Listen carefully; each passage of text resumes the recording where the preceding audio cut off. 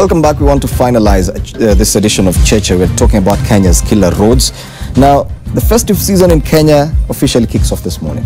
Yes, a day after Jamhuri Day now, people are traveling up country. Some are traveling to the coast in preparation, in readiness for the Christmas holiday.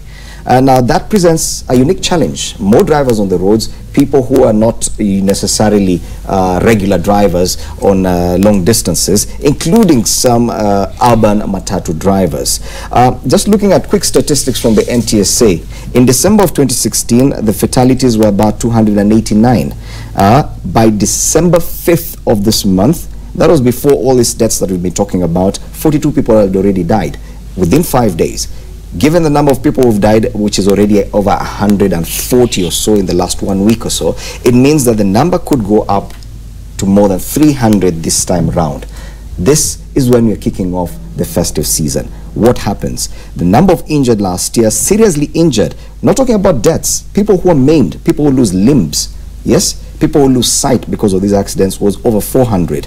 Slightly injured, about over 400. Total number of cases involved in accidents were 1,104 last year. We are already at over 300, meaning by the end of December, this could go to over 1,500 cases of deaths and injuries from road crashes. We do have the NTSA Director General and the chairman of the Matatu Owners Association. The PSVs, of course, are going to be key this holiday season. What are the plans we have to ensure that not more people die? Thank you, and I want to thank you because you are referring to our figures quite often. A few years ago, before NTSA, this would not have been possible. We are refining our data, and our interventions will be data-led.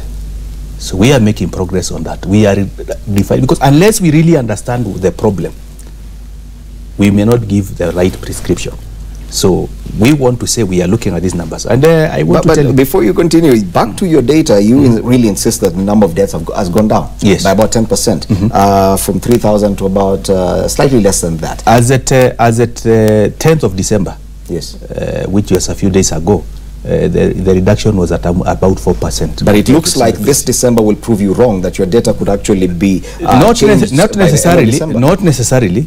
We still believe that we can be able to at least be able to ensure that at least we are not higher than last year's figure. So how do you intend to do that this December? Presence on our highways is critical. We will be committing all our resources to be on the road. Visibility is very critical. We've had several meetings with the National Police Service, and in fact, before I even came to this studio, I just spoke to the Inspector General of the National Police. They will also be committing more people on our highways to deter people or motorists who will be violating traffic regulations. One of the factors that causes accident during the month of December are primarily two. People who are in the celebratory mood, drink driving. We will be enhancing that to detect drivers who are drinking, not just at night, but during the day as well. And all our vehicles... So alcohol during the daytime as well? Alcohol during the day and at night. All our vehicle, each and every NTSA vehicle will be having that gadget, so that we can randomly check the drivers. When you talk about randomly check, because we've known NTSA to have particular stops, you know, they're outside sunshine as we speak, probably. When you say random, what does that mean? It means that let me tell you the context in the Kenyan situation. It is not possible to stop a motorist just without a roadblock. Even with a roadblock, you see them running over the spikes. Those are the challenges we are confronted. But flagging down vehicles once in a while, not every vehicle, randomly, is good to check, because it becomes a deterrent, because you don't know whether I'll be checked or not. The other issue that we need to look at is the issue of speeding. People are in a hurry, especially the last few days to Christmas. People want to rush because they are going long distances, they want to speed, and there'll be a lot of presence, so many vehicles on the highways, and then there's congestion, dangerous people who will be dangerously trying to overlap.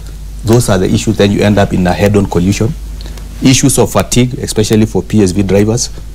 But how do you check that one? Fatigue? That is why we have to work with the Kinda Kimutai very closely. And actually last week we had a consultative meeting with the PSV industries to tell them that ensure your drivers are checked and don't overwork your drivers.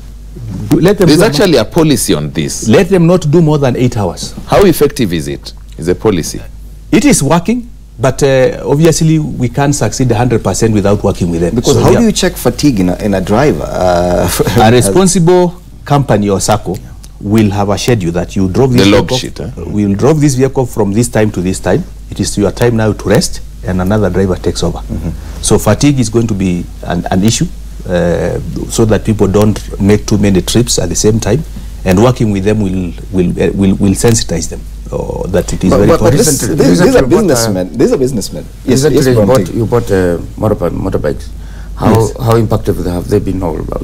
We still have not deployed them on the road. We are training the officers who will be using them. Because then the reason why we went for motorbikes, sometimes because of the traffic situation in the urban areas, to navigate through traffic becomes difficult. And therefore we got some motorbikes, and we are training the officers so that they don't, it's very delicate. A motorcycle is very delicate. So we are training them so that they can effectively be able to help us to enforce the law. On that issue of driver fatigue, especially for PSVs, this is a season where, of course, the demand for public transport will far outstrip supply. That you'll find passengers waiting for vehicles which are not there, probably vehicles traveling to Nakuru. You find you go to the bus stop here and there's no vehicle. They have to wait for vehicles coming to transport passengers and rush back. And that is a problem, that they have to rush back to pick more passengers. You are businessmen. This is the time to cash in. Well, I think lives are more important than money. And of course it is business. And when demand outwits supply, we know normally there are problems.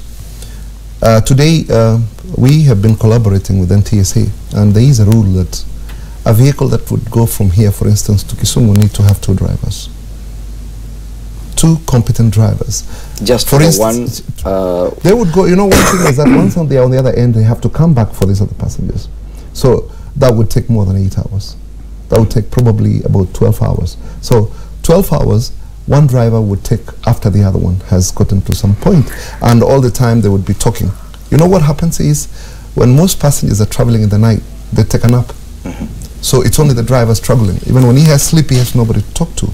And when he's fatigued, at one moment, the sleep would soothe him. It would seduce him into sleeping. Just close one eye, and you'll find that there is a crash.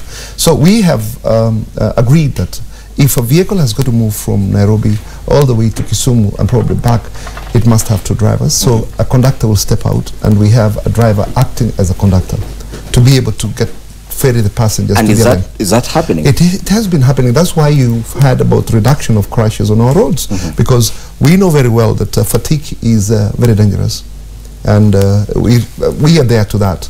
And the other thing is that we also say that passengers have a responsibility in ensuring that they have to reach their destinations alive.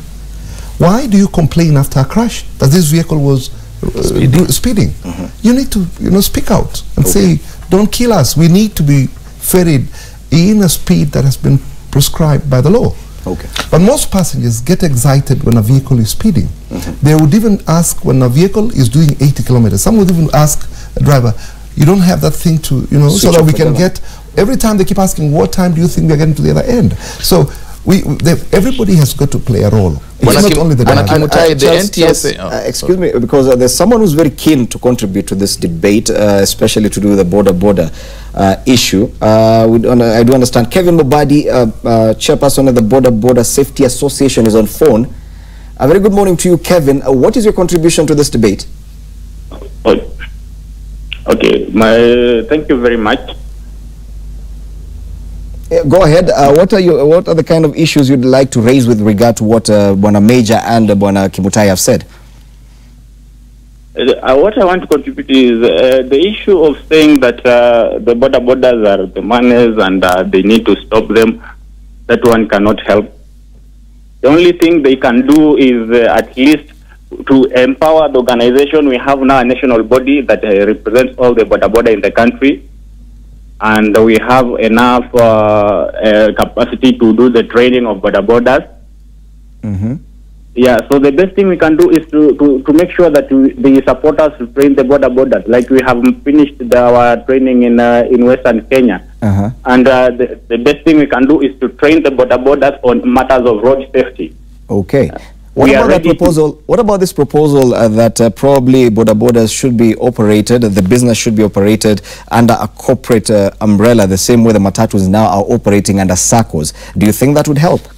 Yeah, that's why we formed the Boda Boda Safety Association of Kenya, to make sure that all these riders are registered. And by the way, what we have done, we have done a system. We have an online system which will also help NTSA very much, because we are collecting the information about the rider right from the county up to the stage level, up to the next of kin, so that even if a motorbike passes anybody or causes an accident or they cause any mayhem, once you read the number plate, then you call us. We'll give you up to the next of kin of that person. If that motorbike is not for that specific rider, you will get the name of the owner, the real owner of the motorbike instantly. So we are providing real-time information about the Boda Boda, and this one will also help the police in curbing of issues of insecurity in the country, and also issues of poor driving. Maybe somebody causes an accident and he runs away. Once the motor vehicle owner knows the number plate of the rider and he sends us that number plate, we immediately will give him up to the stage where that specific rider stops. But our problem is one. NTSA has no enough staff to do the training part of it. So what we want to appeal to Mr. Major, the Director General, is to partner with us. Let us work together, because we have enough capabilities to do the training of the riders across the country as we have been doing, so that we can be able to make sure that these people have enough knowledge about issues, matters touching on the road safety. Okay. Thank you, Kevin Mubadi, chairperson of the Boda Boda Safety Association. Bwana Major, you will get to comment on that. Charles, there's something you wanted to say. I think it's good to hear that at least they're on the right track, and this is now a clarion call to NTSA to just partner with them and make sure that some of these challenges are surmounted. But I wanted to ask Bwana Kimutai, the NTSA Act has a clear provision on issues of fatigue. Each driver of a commercial vehicle needs to have a log sheet. They're supposed to drive 4 hours maximum and take 1 hour rest. What percentage of your members have log sheets or adhere to these policies? Actually, I wouldn't be able to tell you what percentage, but it's most vehicles are there to that. You'll find that vehicles moving to Kisumu, for instance, stop in Nakuru.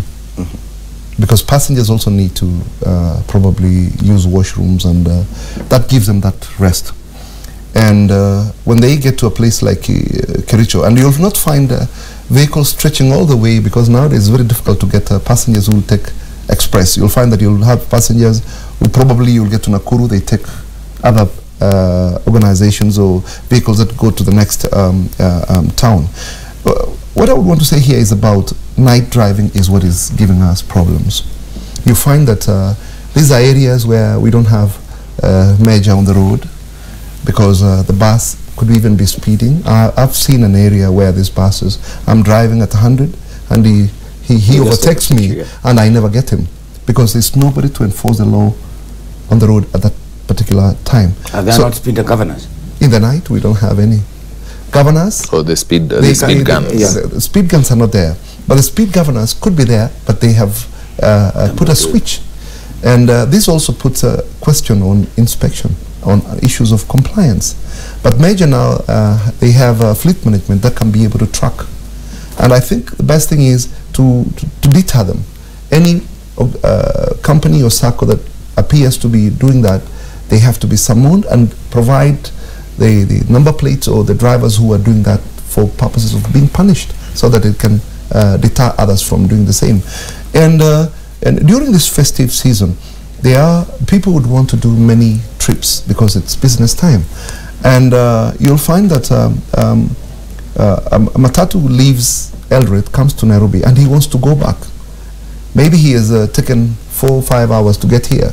And it's because for the driver. Matatu owner is not even interested in paying 2 drivers. Well, 14-seaters, you can't get 2 drivers. You can't have 2 drivers. So I think Major has got to find a way of making sure that, you know, if somebody spends 5 hours from Eldoret to Nairobi, then he wants to take another 5 hours, that makes it 10.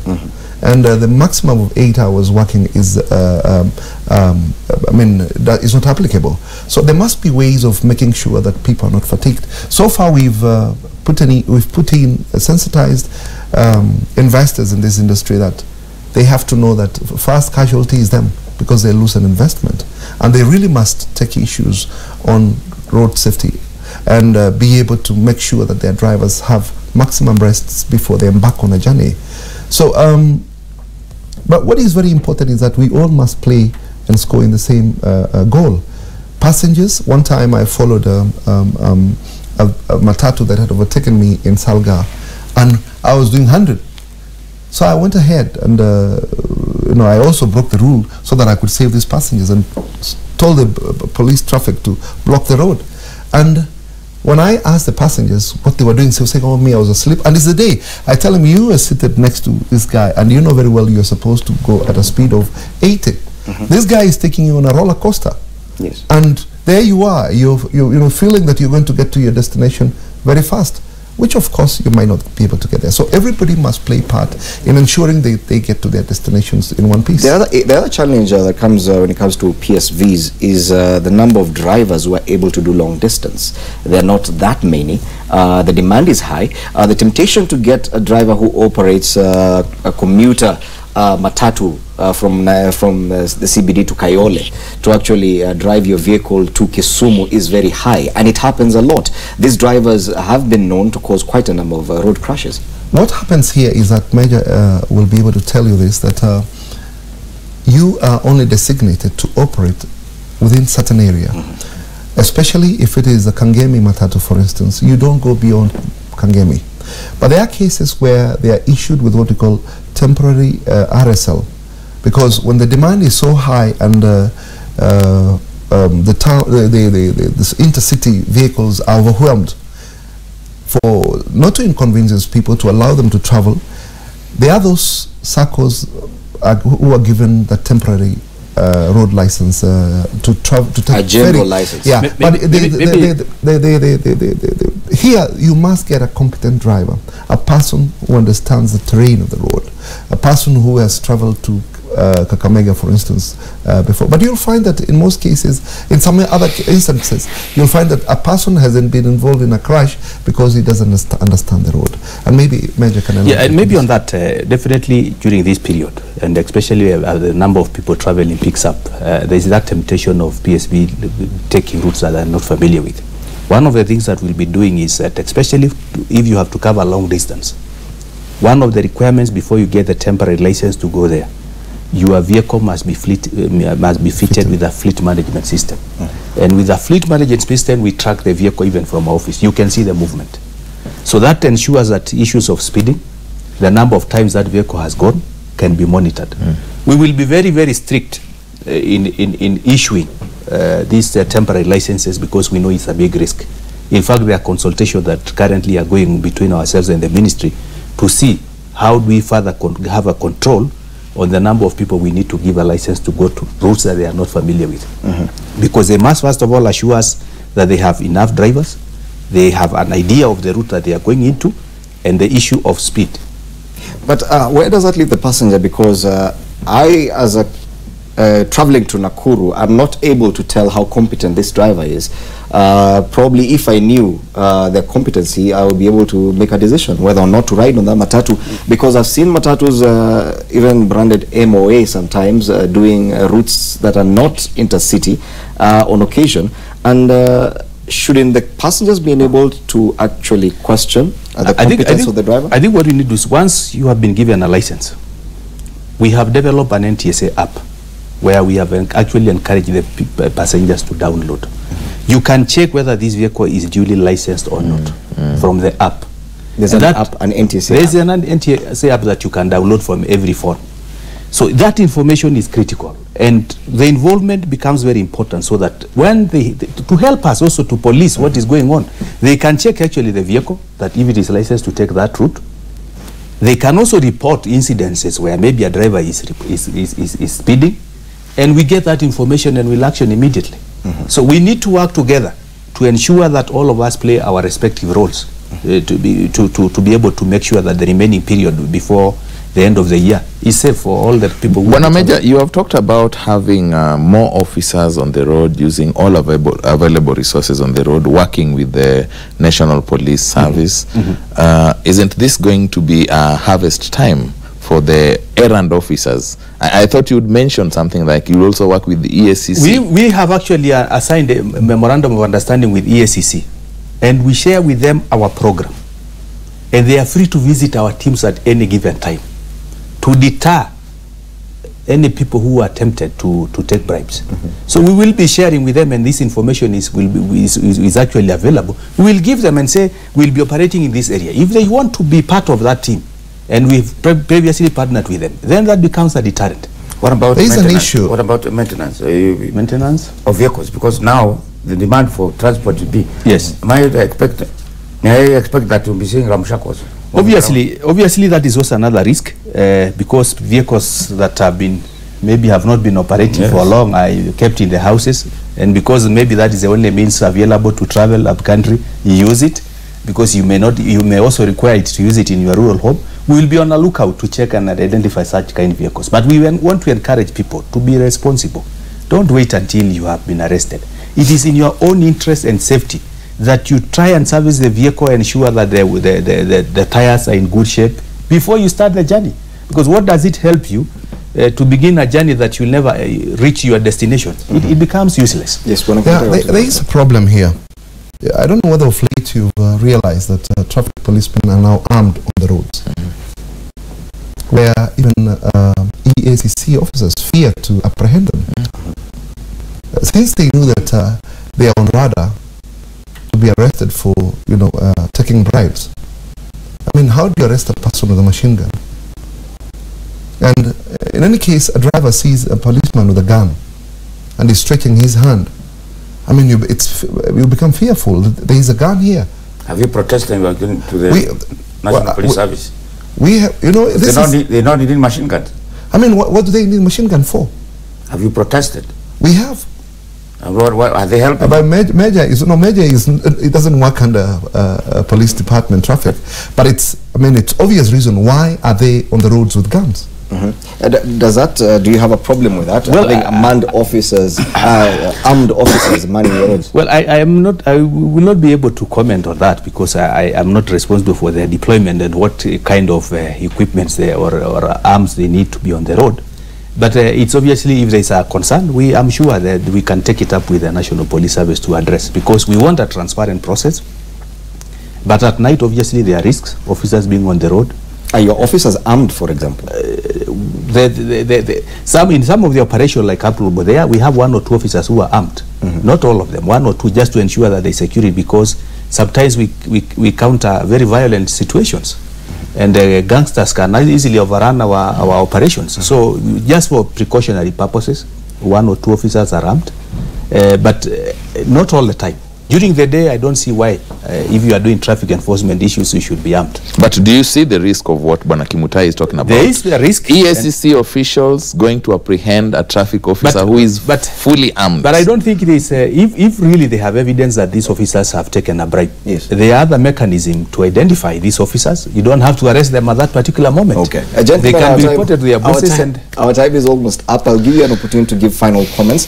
And especially you could comment on that issue of checking speed at night, because speed guns do not operate at night, and that will be a major problem. Many people travel overnight for December holidays. As you make your final and as he talks about that, why do your officers with speed guns hide in bushes? I can tell you that is maybe a one-off incidents. The instruction to officers is that they should be open, they should not hide, it should be displayed, and that is now what is happening. Can I ask your officers, when they stop me for speeding, for evidence that I was speeding? In fact, the instructions these officers have, if a motorist questions the speeding, you would rather stop that operation and demonstrate to that customer and show them the evidence, so that we dispel the notion that we are just stopping these people for no reason. And that is actually what is happening. Okay. I'm asking because, sorry Fred, I'm asking because like in Narok, there's a place called Ololunga. Yes. A traffic police officer, not NTSA, stops you and shows you a piece of paper and says, you are doing 123. How do I prove? I think you have the right to demand and say, I want to be shown. Okay. And they should actually be reasonable enough to stop that operation and bring the camera and show it to you. Okay. As you make your, kindly make your final comments and probably an appeal to motorists as well. My appeal is that we already lost too many people on our highways. We are moving into a season where there will be a lot of movement, heavy traffic on the highways. Responsibility of each and every driver is important. Let's not look around to say the police are here, the NTSA are here. Take that responsibility yourself. It is very, very important. Okay, thank you. Bwana Kimutai. Yeah, well, what I would want to say is that the festive season is here, and it is associated to a lot of crashes. And we want to tell every person to take up the responsibility of ensuring that they travel safely. And the other thing is that I would want to advise NTSA is that let them even have somebody to inform people as they are going down, probably like, for instance, Kinungi, to tell them there is a camera as opposed to being flashed. Let them know, because it's supposed to deter as opposed to, you know, having them be prosecuted, because preventing is better than cure. And I would also want to tell my members that we shouldn't put greed overtake all reasoning in terms of providing services to our customers, and that drivers, they've got to be alert, because they also get hurt when there is a crash. Okay. Thank you so much, Francis Major and Bwana Simon Kimutai. I don't know if Bwana Mutegi Njau or Charles would want to add anything. No, just to say that this is the end of our program this year. Oh yes, incidentally, we're taking a break. This is the final. We are planning to drive safely. This is the final edition of Cheche this year. So on behalf of the entire team behind this show, including the main host, Udwa Kamemo, who's away on holiday, happy holidays. Thank you so much, gentlemen, for this nice discussion. We need to leave studio and pave way for Citizen Extra. And Kiguta will be coming in. For me, it's good morning.